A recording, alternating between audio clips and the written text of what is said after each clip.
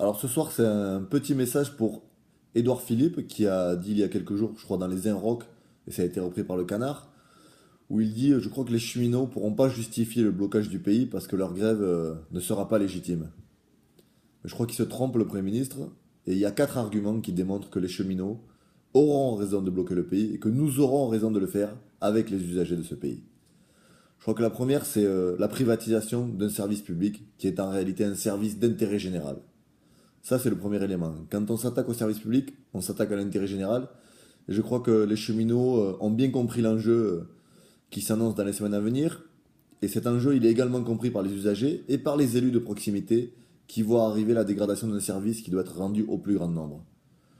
Le deuxième élément, c'est effectivement en lien avec l'intérêt général, c'est la suppression de 9000 km de lignes. Puisque le gouvernement ment aux usagers quand il dit que ces 9000 km ne seront pas touchés, puisqu'il va les renvoyer aux régions. Et on va au-devant de fractures territoriales, d'inégalités d'accès au transport, et on va se retrouver demain avec une France à deux voire trois vitesses, avec des citoyens de seconde zone qui n'auront ni train ni bus en réalité, et seront condamnés à se déplacer à pied. Et ça, c'est pas acceptable. La troisième raison de bloquer le pays, c'est l'urgence écologique. Alors que la lutte contre le réchauffement climatique doit être une priorité, on va, par cette réforme, multiplier à la fois les camions sur les routes avec la filialisation du fret, et multiplier le transport de voyageurs par bus et par voiture en supprimant le train et le rail.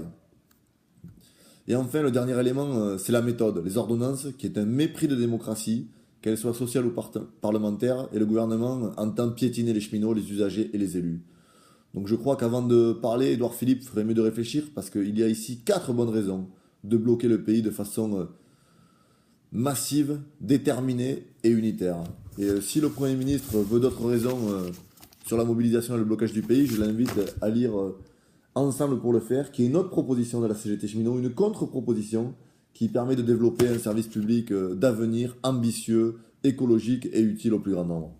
Donc oui, nous avons raison de bloquer le pays, et si le gouvernement ne recule pas, nous le ferons sans aucune retenue et avec responsabilité.